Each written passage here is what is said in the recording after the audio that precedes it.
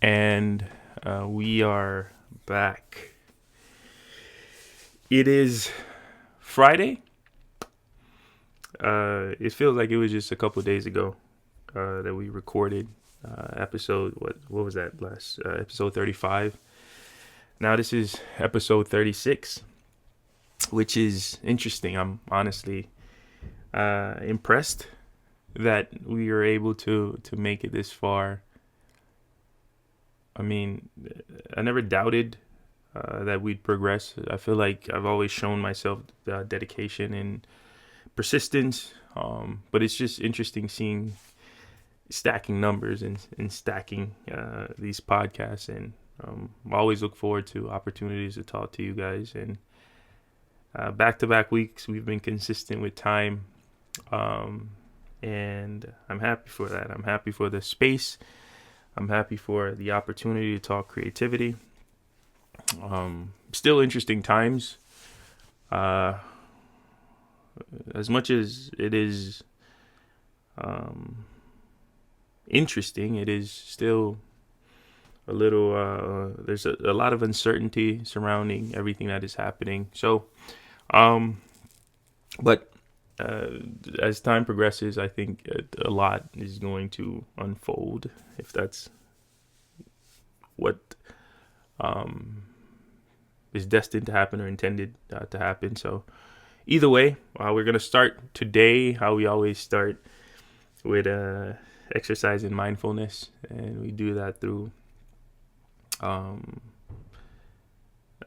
being conscious of the moment and present in the moment and focusing on our breath. 10 breaths, eyes closed, starting now.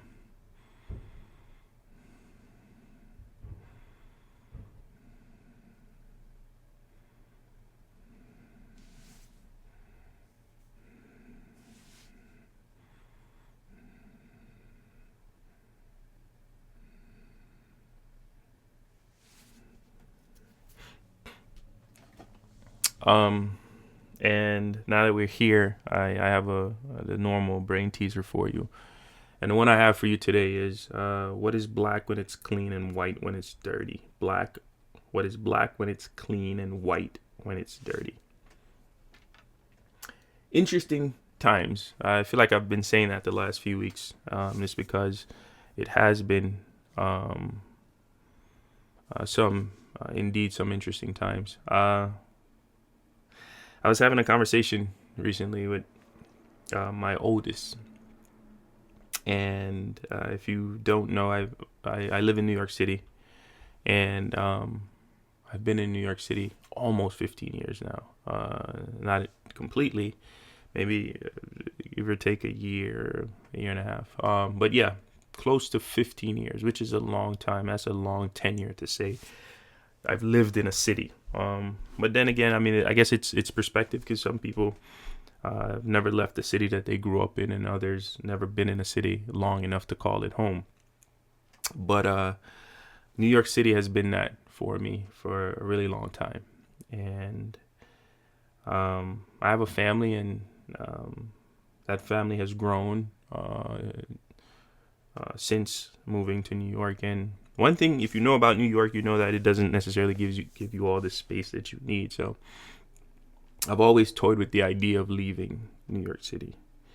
No real destination in mind. I mean, I'm not opposed to leaving the country. I'm originally from Belize, but I have no problems living at anywhere, especially knowing that I've traveled to a lot of countries.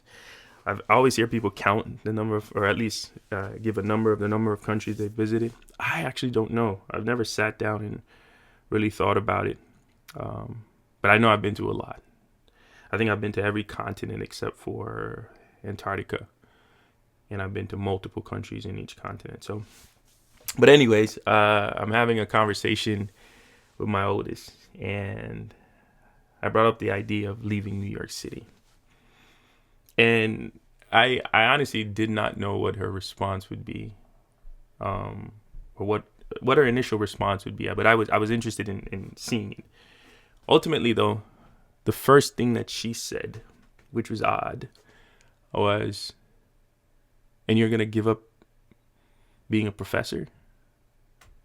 And that for that to be her first response, it was fascinating to me because, as you know, as many of you know, I run a few businesses,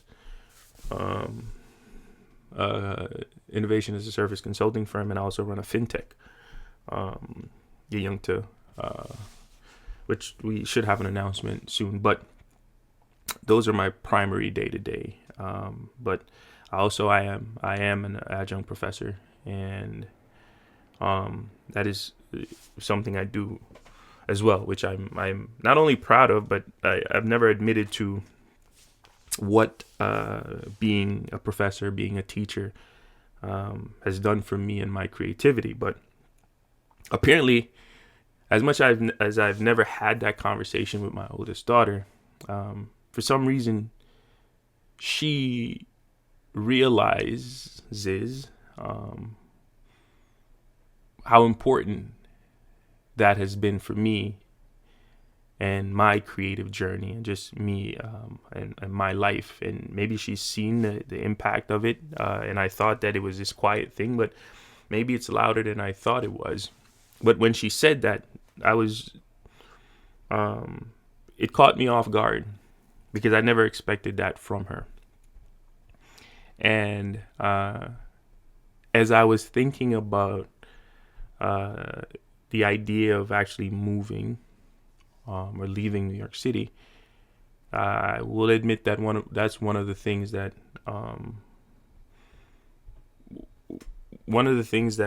was at the top of my mind and top of my list of reasons why I can't. Obviously, there's the obvious: the kids are in the middle of school, and I've built a good network here and in the city. There's so much, but with an asterisk next to it as well. There's a few other things, but Parsons and me being a professor there has always been one of the highlights of being here in New York City, and I am not shy in saying that. And I don't think that I've ever talked about publicly what it has done for me. Just the whole idea of teaching. So I've been an entrepreneur now for maybe going on 5 years, 4 plus years. And one of the main reasons why I left corporate was to pursue a more purposeful calling. There was a time when in entrepreneurship where I felt less creative. I felt more like a tool. And I wanted creative freedom. I wanted the ability to go and design and innovate, to potentially make the world a better place, to help people, and in an immediate way, something that I could see, and I know that I was actively working towards something. And at the start of my entrepreneurial journey, I got that. I felt like I was on purpose, and I was fulfilling that purpose. And it felt that way until I was consumed by what it takes to run a startup. And this is specifically my fintech. Because then I was no longer this creative person. I became founder and CEO. And it was my responsibility to manage the day-to-day operations and manage people, manage the partnerships, manage opportunities, and everything, this all-encompassing role. And it took me away from my creativity. And I felt burned out. I felt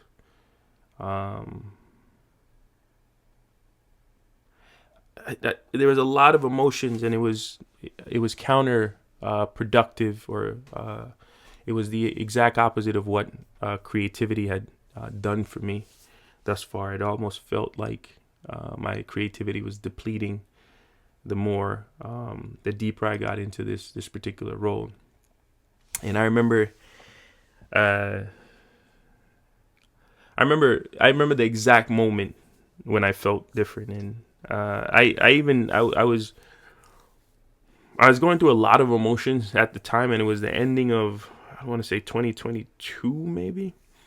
Um, and back when I was in corporate, I used to wear a lot of suits. Like all my suits were tailored, and I still have a bunch of them in my closet that I haven't seen all the way in the back. But anyways, I hadn't worn a suit in a while, and I may have told this story before, but I got invited to a black tie event, and I had to go into the back of my closet and figure out, can I pull a semi tux out of this thing and show up. And I didn't want to go because I was expected to wear a tux, and I feel like at the time, when I put, man, I'm telling, I'm giving you insights right now. When I felt like Superman every time I put a suit on. I felt like I could take over the world. I could take on the world. And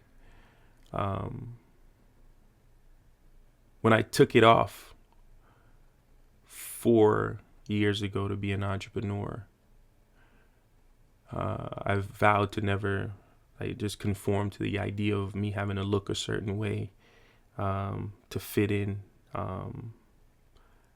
I just wanted to rebel against everything that was structure and just come different, just to show people that you don't have to look a certain way to be innovative, to be creative, to be disruptive, to push the needle, to be a thought leader, like all these things. And so I vowed to never put at least for that particular time, to anti-suits. But I was convinced to go to this black tie event, and I showed up. And oddly enough, it was that day that the opportunity to become a professor was presented to me at that particular event. What teaching gave me was the one thing that I lost in the corporate world, the thing that drove me to entrepreneurship, that entrepreneurship later took away from me,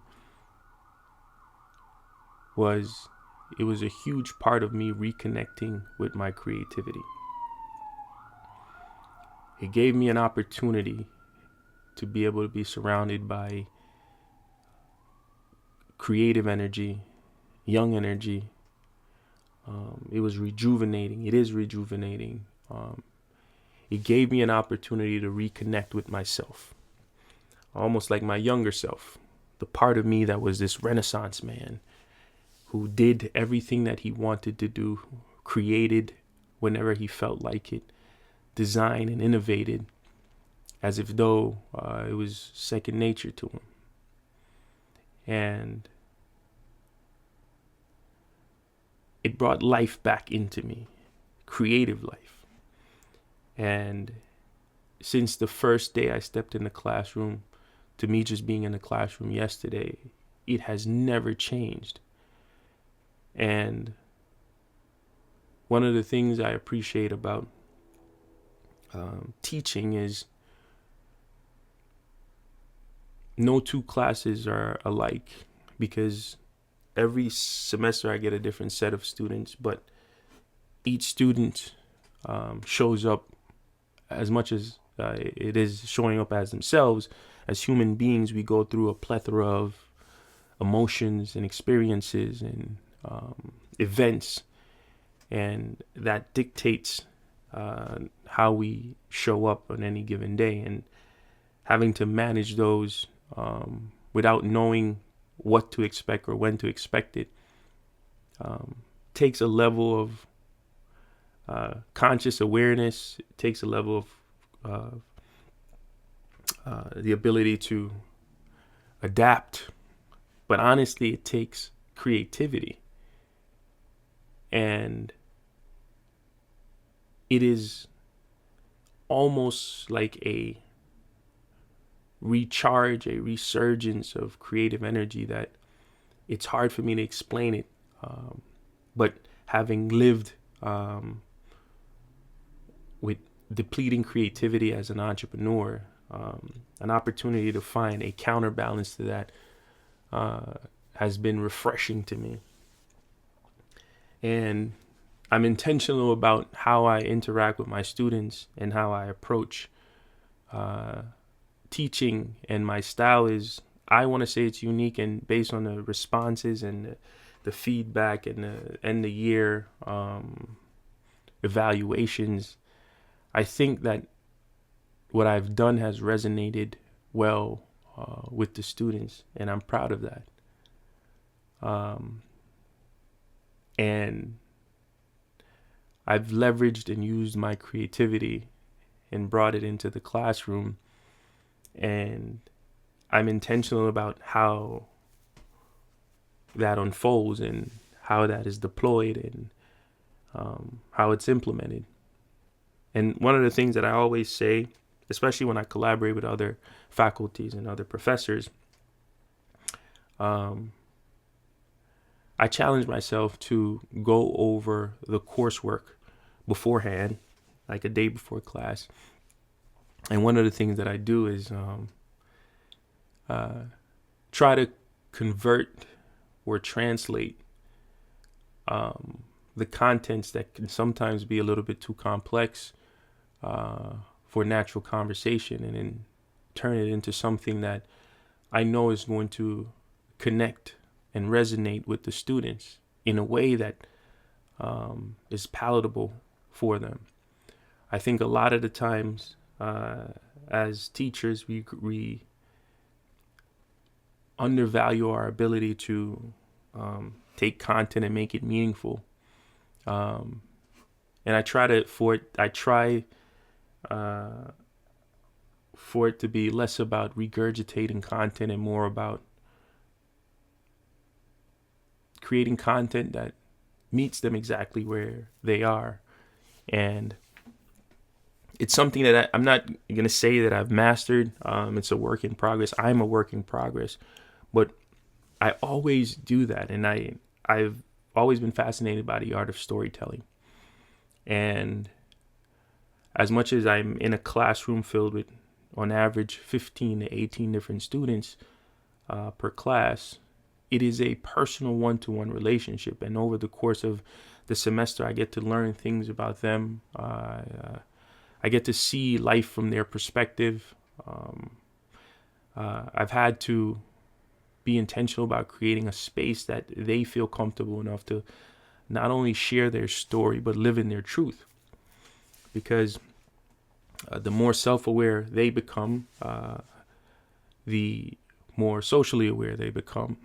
And I've said this before, that empathy is the language of innovation. And if I expect these students to be innovators and creative designers and artists, then it's on me to make sure that they're able to empathize not only with the other people in the room, but with themselves. And if they're able to do that, they can solve any problem that the world throws at them, whether that problem is conjured in their head, it is a problem that society puts on them, or if it's a problem that is a part of the curriculum that they have to solve for in order to pass the class. And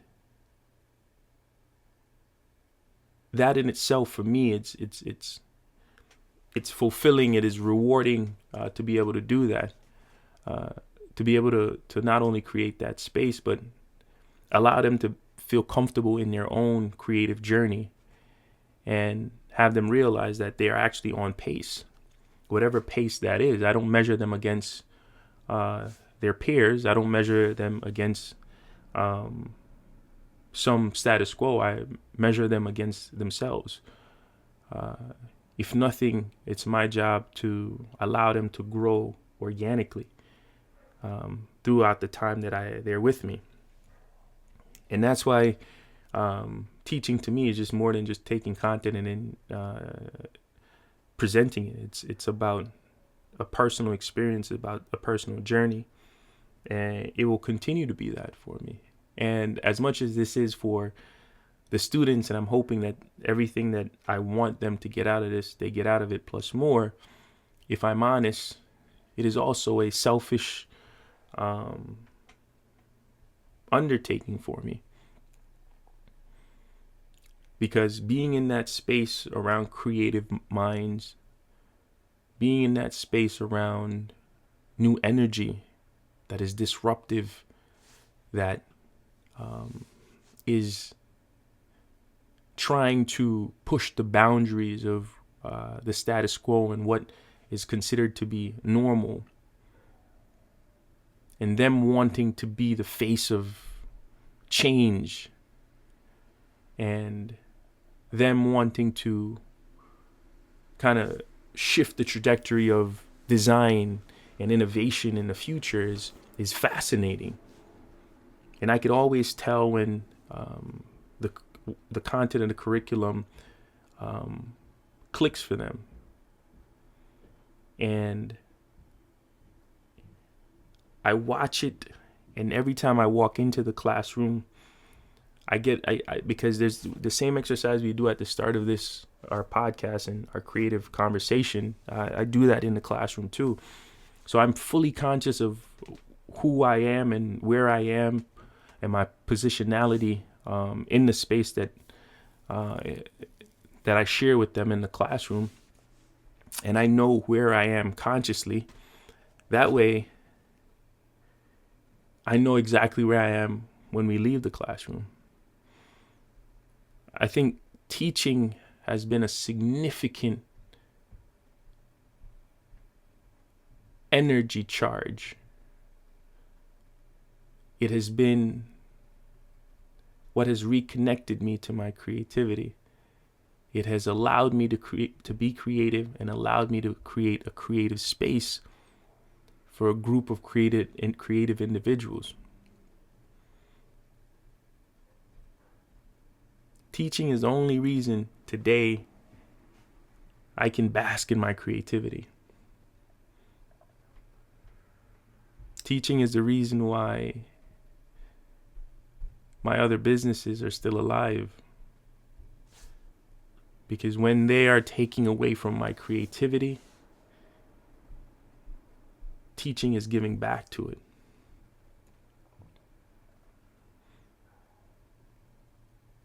And teaching to me is like storytelling. It's just this endless supply of creativity. The art of conveying information requires some level of creativity. The art of delivering that information requires creativity. The art of allowing students the space to receive creativity is creativity itself.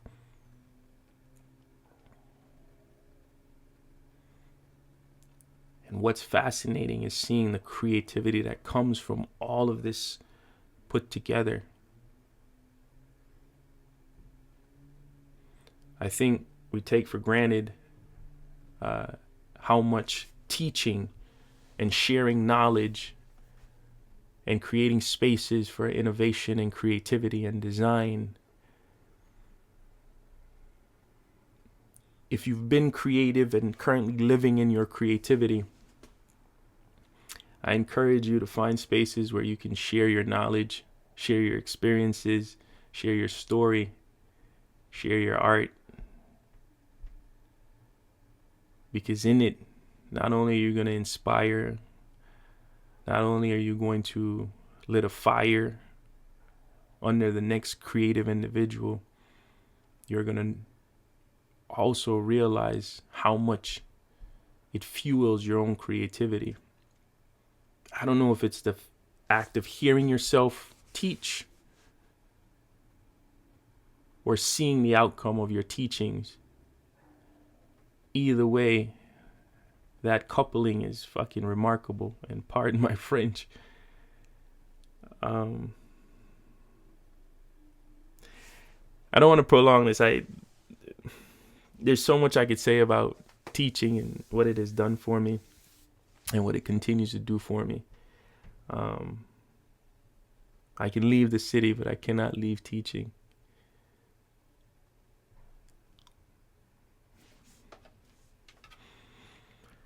I'll end how we started off. It was, what is black when it's clean and white when it's dirty? What is black when it's clean and white when it's dirty. A chalkboard. Thank you to my students. Thank you to Parsons. Thank you for the art of teaching. I am forever grateful. I will leave you. I will always leave you. Go be great.